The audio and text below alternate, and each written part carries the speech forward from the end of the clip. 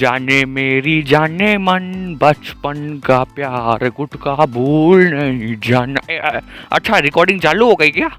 और मनोज बुढ़े कैसा है तू? अरे बेटा मैं तो बिल्कुल बढ़िया हूँ, तू अपनी सुना। अरे ताऊ मैंने सुना है कि तूने हमारे पड़ोसी से झगड़ा किया था, उसके बाद उसने सॉरी बोलने के लिए तेरे को थैली में शराब डाल के दी थी।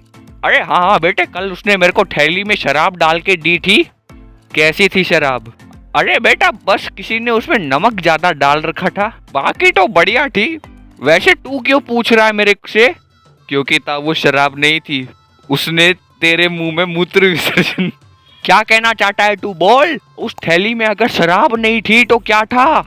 असल में ताऊ हमारे पड़ोसी ने तेरे से बदला लेने के लिए उस थैली के अंदर मूत्र विसर्जन करके तेरे को दिया था, तू उसे दारू समझ के पी गया। अरे ये मूत्र विसर्जन क्या होता है बेटे? अरे ताऊ उसने तेरे को दारू नहीं, अरे मनूस बुढ़े, उसने तेरे को दारू बोल के अपना टॉयलेट पिला दिया, शायद इसीलिए नमक ज्यादा था ताऊ। ए मुखिया डूडिया डंडा निकालो, पड़ोसी की तो आज खैर नहीं। अब या तो हमारा पड़ोसी जान देगा या फिर अरे चलो चलो छोड़ो छोड़ो जल्दी चलो। और अब बताओ पड़ोसियों से ये लड़ने जा रहा है। चलो इसे छोड़ो, हम लोग अपनी स्टोरी कंटिन्यू करते हैं। तो चलिए शुरू करते हैं आज की स्टोरी को, जिसका नाम है परमैन सेव पाको। तो गाइस हम लोग देखते हैं कि बर्डमैन सभी परमैन्स को कॉल करते और बोलते कि परमैन्स तुम सब अभी कहाँ पर हो? तभी सभी परमैन्स जवाब देते कि हम अपनी पेट्रोलिंग कर रहे हैं। बर्डमैन क्या हुआ? तभी बर्डमैन बोलते हैं कि बच्चों मुझे अभी अभी पता चला है कि कुछ लोग टाइम लाइन के साथ छेड़छाड़ करने की कोशिश कर रहे हैं। तभी सभी परमैन्स बोलते हैं कि आप क्या कहना चाहते हैं बर्डमैन, हम कुछ समझ नहीं पा रहे हैं। तभी बर्डमैन बोलते हैं कि ठीक है मैं वहां पर आता हूँ और फिर मैं तुम सबको सच सच बताऊंगा। तभी हम लोग देखते हैं कि बर्डमैन वहां पर आ जाते हैं और वहां पर आने के बाद बर्डमैन उन्हें डिटेल में बताने लगते हैं कि कुछ लोग टाइम मशीन का यूज करके पास्ट में जा चुके हैं पास्ट को बिगाड़ने के लिए, और हो सकता है कि उन लोगों की वजह से टाइम लाइन पूरी की पूरी चेंज हो जाए। तो इससे पहले वो ये सब करे हमें टाइम लाइन में जाकर उन्हें रोकना होगा। तभी हम लोग देखते हैं कि मिक्सुओ पूछता है अगर टाइम लाइन बदल गई तो क्या होगा बर्डमैन? तभी बर्डमैन बोलते हैं कि पृथ्वी से सभी के सभी लोग गायब हो जाएंगे अगर उन्होंने पास्ट में जाकर सभी इंसानों को मार दिया तो, या फिर अगर उन्होंने एक भी इंसान को मारा तो भी काफी सारे लोग गायब हो जाएंगे। तो परमैन हमें जल्दी से जल्दी जाके सड़क छाप गुटके की दुकान से गुटखा ले लेना चाहिए, इससे पहले आउट ऑफ स्टॉक हो जाए। अबे ओए बेन स्टोक्स, मनोज बुढ़े तेरे को यही टाइम मिलता है क्या रिकॉर्डिंग के टाइम पे? हाँ मेरे को यही टाइम मिलता है मेरे को अपना गुटखा बेचने के लिए। अबे रात के 2 बजे इस टाइम कौन गुटखा बेचता है? अरे बेटा वो शराबी आता है गुटखा खाने के लिए, मैं क्या करूं? तू किसी दिन मेरे को पटड़ी पे लेटा हुआ मिल, तेरे ऊपर से ट्रेन गुजार दूंगा। मनोज बुढ़ा मेरा पूरा दिमाग खराब कर रखा है यार। अबे तू अब ज्यादा बोल रहा है, नहीं तू बिगाड़ क्या लेगा मेरा, बोल। अच्छा ठीक है, बाद में मेरे को मत बोलना, ताऊ मेरी गर्लफ्रेंड के फोन में। चुप। गाइस ये मनोज बुढ़ा पागल हो गया है, हम इससे बात नहीं करेंगे, हम लोग अपनी स्टोरी पर वापस आते हैं। अरे रिचार्ज वाली बात बताने के लिए किसने कहा था इसे? तो उसके बाद हम लोग देखते हैं कि बर्डमैन सभी परमैन्स को लेकर पास्ट टाइम में जा रहे होते हैं, और तभी रास्ते में हम लोग देखते हैं कि परमैन गलती से टाइम मशीन से नीचे गिर जाता है। और जैसे ही बर्डमैन ये सब देखते हैं ना, वो परमैन को बचाने के लिए जाते हैं, लेकिन तभी बूबी टाइम मशीन का एक बटन दबा देता है, जिसकी वजह से परमैन और परमैन की पूरी स्क्वाड अलग अलग टाइम लाइन में चली जाती है। उसके बाद जैसे तैसे बर्डमैन उस टाइम मशीन को संभालते हैं, वो बोलते हैं कि परमैन कौन सी टाइम लाइन में गया था? और ये सब बोलते बोलते वो काफी ज्यादा टेंशन में आ जाते हैं और यहाँ वहाँ घूमने लगते हैं कि आखिर परमैन कहाँ जा सकता है, कौन सी टाइम लाइन होगी वो। तो उसके बाद पाको बर्डमैन से पूछते हैं कि क्या हुआ बर्डमैन, क्या हम परमैन तक पहुँच सकते हैं? तभी बर्डमैन बोलते हैं कि मुझे नहीं पता कि परमैन कौन सी टाइम लाइन में गिरा है, तो मैं उसे नहीं बचा पाऊंगा। इतना सब सुनने के बाद सभी परमैन्स काफी ज्यादा डर जाते हैं। तभी उसके बाद हम लोग देखते हैं कि परमैन्स और बर्डमैन जिस जगह पर उन्हें जाना था वो उस जगह पर पहुंच जाते हैं, यानी आज से 14 साल पहले। तो उसके बाद बर्डमैन बोलते हैं कि हम परमैन को बाद में ढूंढेंगे पाको, अभी हमारा सबसे पहला काम है उन लोगों को ढूंढना और पृथ्वी को बचाना।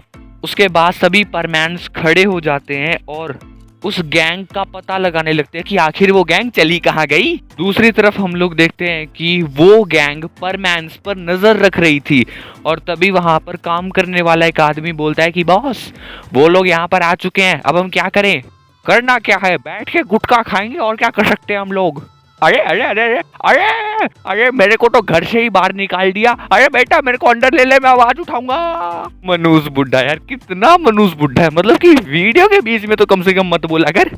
उसके बाद उनका बॉस बोलता है कि ठीक है, उन्हें अंदर आने दो, जैसे जैसे वो आगे बढ़ेंगे वो हमारे जाल में फंसते हुए जाएंगे। तभी सभी परमैन्स हवा में उड़ रहे होते हैं और बर्डमैन भी अपनी डिस्क में हवा में उड़ रहे होते हैं। तभी हम लोग देखते हैं कि बर्डमैन की जो डिस्क होती है उसके रेडार में एक मिसाइल आती है और तभी बर्डमैन को पता चलता है कि हमारी तरफ बहुत स्पीड से एक मिसाइल आ रही है।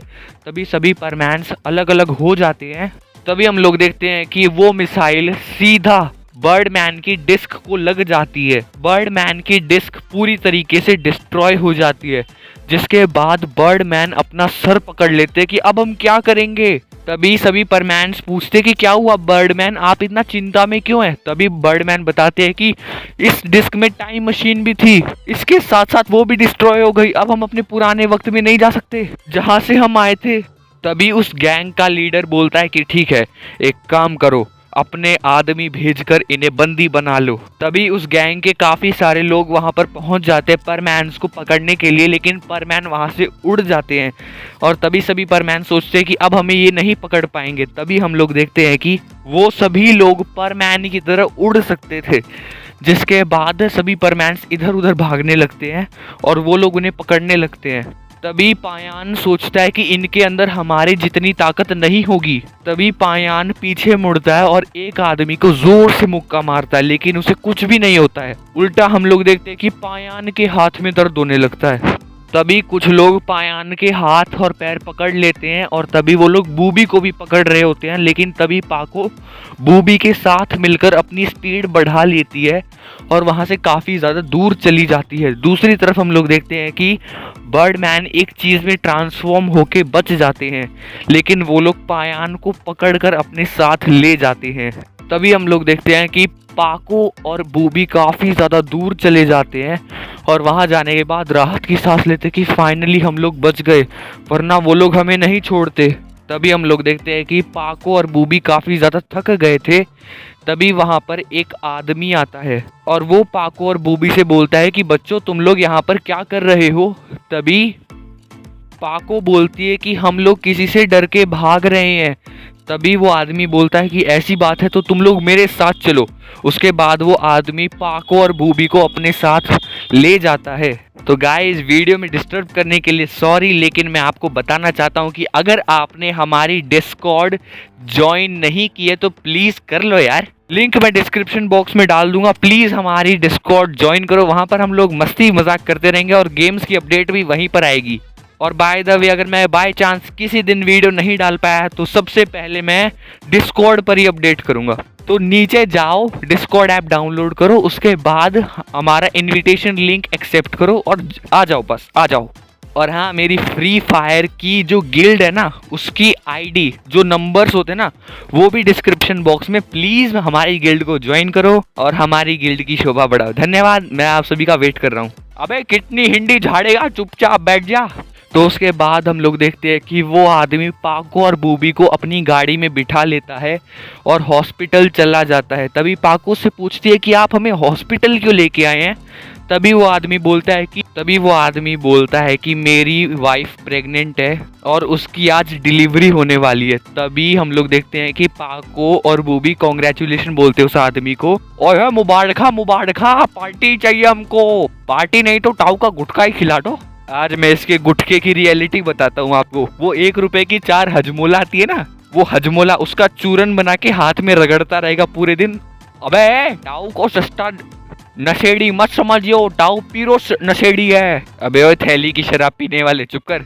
तभी हम लोग देखते हैं कि वो आदमी थोड़ी देर वहां पर टहल रहा होता है, तभी उसके पास डॉक्टर आता है और वो बोलता है कि कॉन्ग्रेचुलेशन, आपको बेटी हुई है। तभी वो आदमी काफी ज्यादा खुश होता है, बोलता है कि मेरे को बेटी हुई है, मेरे को बेटी हुई है। तभी वो आदमी अपनी बेटी को हाथ में लेता है और रोने लगता है। तभी पाको उसे अपनी गोद में भी ले लेती है और तभी हम लोग देखते हैं कि वहां पर वो गैंग आ जाती है जो कि टाइम ट्रेवल करके पास्ट में आई थी और वो बोलती है कि कोई भी अपनी जगह से नहीं हिलेगा वरना हम किसी को छोड़ेंगे नहीं।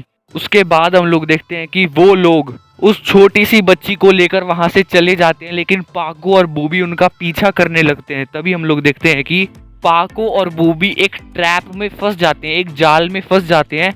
हम लोग देखते हैं कि काफी दूर आने के बाद काफी सारे लोग पाको और बूबी को घेर लेते हैं और उसके बाद वो काफी सारे लोग पाको और बूबी पर हमला कर देते हैं। लेकिन तभी वहां पर आ जाते हैं बर्डमैन। बर्डमैन बोलते हैं कि मैं तुम्हें अब छोड़ूंगा नहीं। उसके बाद बर्डमैन उन सभी से लड़ रहे होते हैं, लेकिन हम लोग देखते हैं कि कुछ टाइम के बाद बर्डमैन थक जाते हैं और वो नीचे गिर जाते हैं। तभी कुछ लोग हंसने लगते हैं, बोलते हैं कि अब ये हमारा क्या मुकाबला करेगा।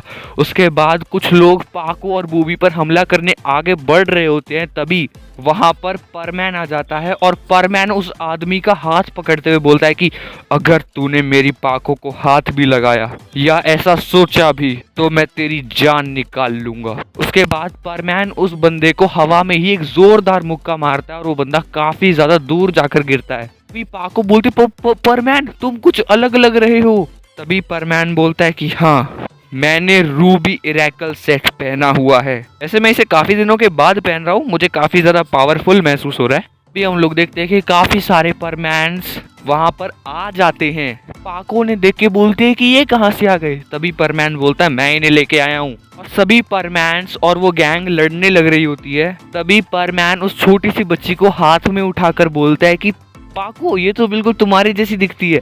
तभी उस टाइम पर पाको उसे इग्नोर कर देते, बोलते कि परमैन तुम हमेशा ही बात बोलते हो। तो उसके बाद हम लोग देखते हैं कि वो उस लड़की को हॉस्पिटल वापस ले जाते हैं, लेकिन जैसे ही वो लोग वापस जा रहे होते हैं वो लोग देखते हैं कि उनकी गैंग का जो लीडर होता है वो सभी के सामने आ जाता है। वो बोलता है कि चुपचाप उस लड़की को हमारे हवाले कर दो, उसके लिए मैं पास्ट में आया हूँ, मैं उस लड़की को मारना चाहता हूँ। पाको बोलती है मैं ऐसा नहीं होने दूंगी। तभी परमैन बोलता है कि ठीक है आ जाओ। तभी हम लोग देखते हैं कि पाको उस लड़की को बूबी के हाथों में दे देती है और परमैन और पाको आगे लड़ने के लिए चले जाते हैं। तभी हम लोग देखते हैं कि पाको आगे होती है और परमैन उसके पीछे होता है।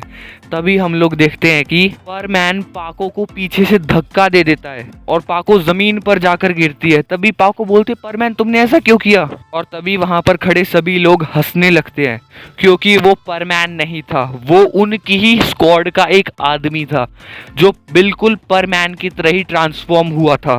तभी हम लोग देखते हैं कि बूबी भी ट्रांसफॉर्म हो जाता है और बूबी भी असली बूबी नहीं होता, नकली बूबी होता है। वो भी उनका आदमी ही निकलता है जो कि उस बच्ची को अपने हाथ में लिया होता है।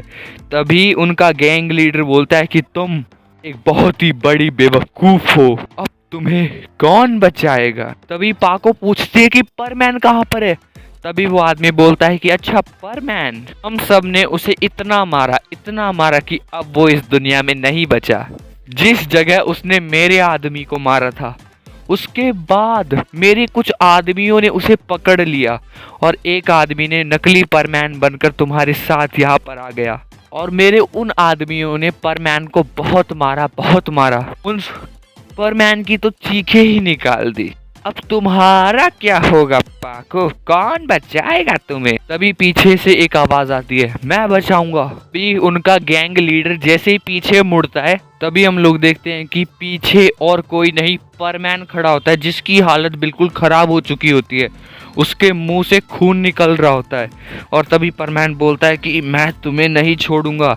तभी उनका गैंग लीडर हंसने लगता है और बोलता है कि जरा अपनी हालत देखो परमैन, तुम्हारा परमैन सेट टूट चुका है, तुम्हारे हाथ पैरों से खून निकल रहा है, तुम बिल्कुल गिरने की हालत में हो, अब तुम्हें कौन बचाएगा और तुम मेरे सामने आकर बोलते हो कि तुम मुझे हराओगे। तभी परमैन हंसने लगता है और बोलता है कि ट्रांसफॉर्मेशन करना क्या सिर्फ तुम लोगों को आता है, मुझे नहीं आता। तभी परमैन बोलता है कि जरा पीछे तो देखो। तो जैसे ही उनकी गैंग का लीडर पीछे मुड़ के देखता है, पीछे से परमैन फुल स्पीड से आता है और उनके गैंग लीडर के मुंह पे लात मारता है और उनके गैंग लीडर का पूरा जबड़ा ही तोड़ देता है।